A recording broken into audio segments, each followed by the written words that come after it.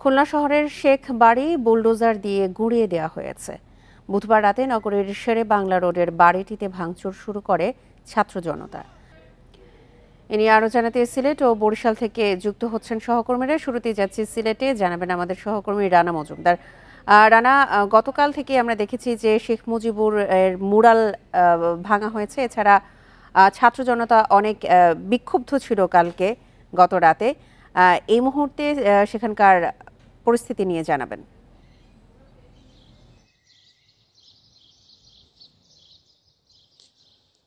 দেখুন, এখন পরিস্থিতি অনেকটাই শান্ত।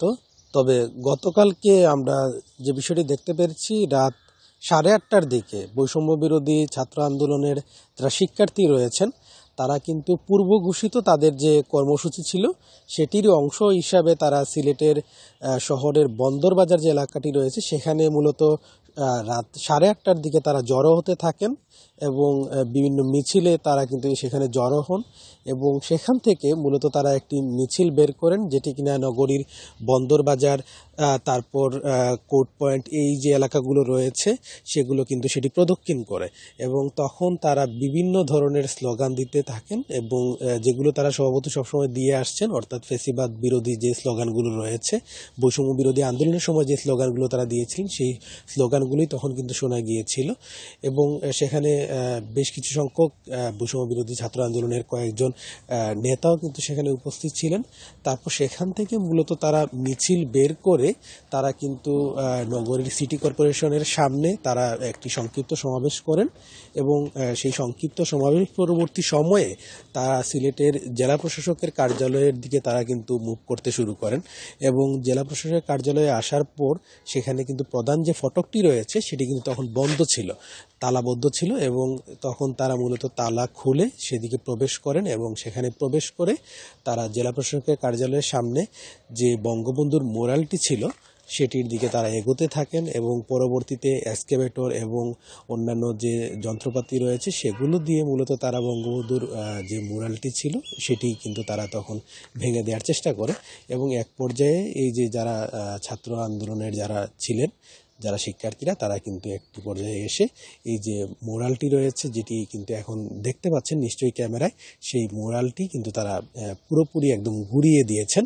এবং এখানে যে মোরালটি স্থাপন করা হয়েছিল সেটি কিন্তু জুলাইয়ের যে গণ অভ্যুত্থান সেটির পরবর্তী সময়ে এটি কিন্তু সরানোর জন্য বেশ কয়েকবারই আসলে আবেদন জানানো হয়েছিল। তা সর্বশেষ কিন্তু তাহিদি জনতার পক্ষ থেকে গত 30 জানুয়ারি সেটি কিন্তু সরানোর জন্য আবেদন করা হয়েছিল এবং এর পরিপ্রেক্ষিতে কিন্তু গতকালকে সর্বশেষ এই মুরালটি কিন্তু গুড়িয়ে দেওয়া হয় এবং যারা ছাত্র আন্দোলনে যারা নেতাকর্মী ছিলেন, যারা শিক্ষার্থী ছিলেন, তাদের দাবি হচ্ছে যে মুজিববাদের বাংলাদেশে আর ঠাঁই হবে না এবং আওয়ামী রাজনীতির কোনো ধরনের চিহ্ন থাকবে না এবং শেখ হাসিনার কোনো ধরনের চিহ্ন, বাংলাদেশে রাজনীতির কোনো চিহ্ন সেটি কিন্তু বাংলাদেশে রাখা যাবে না। এটি মূলত তাদের কিন্তু দাবি।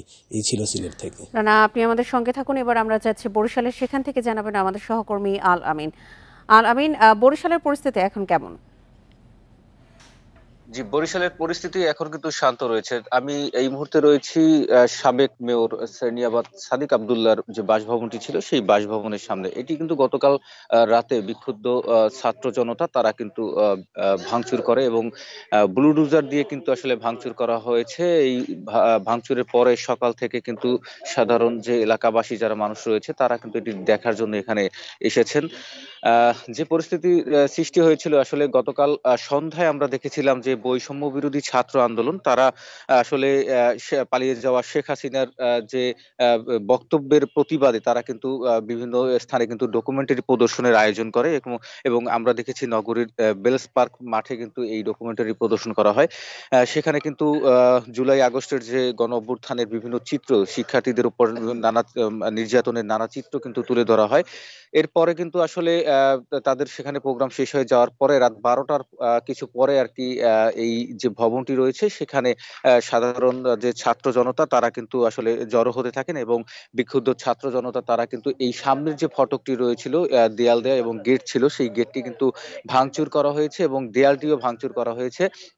দেয়াল ভেঙে কিন্তু তারা ভিতরে প্রবেশ করে এবং মূল যে বাড়িটি রয়েছে এই বাড়িতেই কিন্তু আসলে সাবেক মেয়র শ্রীনিবাস সাদিক আব্দুল্লাহ, যিনি এখনো পলাতক রয়েছেন, বরিশালে বেশ কয়েকটি মামলায় তিনি কিন্তু আসামি হয়েছেন, তার এই বাড়িটি কিন্তু আসলে ভাঙচুর করা হয়েছে। রাত ৩টা পর্যন্ত যে ভাঙচুর করা হয়েছে এবং বিভিন্নভাবে কিন্তু আগুন দেয়া হয়েছে, সেই অবস্থায় কিন্তু এখনো এই অবস্থায় রয়েছে এবং এরপরে আইন শৃঙ্খলা বাহিনীর পরিস্থিতি নিয়ন্ত্রণে আনার চেষ্টা করে, কিন্তু যে ছাত্র জনতার যে স্রোত নামে তাতে কিন্তু আসলে এগুলোকে ঠেকিয়ে রাখা সম্ভব হয়নি এবং তাদের যে মনের ক্ষোভ, তাদের যে আহ, বিভিন্ন যে রাগ পোষণ করেছিলেন, সেই রাগের বহিঃপ্রকাশ হিসেবে কিন্তু আসলে এখানে যে এই যে ভাঙচুরের চিত্রটি দেখলে কিন্তু আসলে বোঝা যায়। এবং আমরা আরেকটি বিষয় জানিয়ে রাখি যে বরিশালের যে সাবেক একজন মন্ত্রী আমির হোসেন আমু, তার বাড়িতেও কিন্তু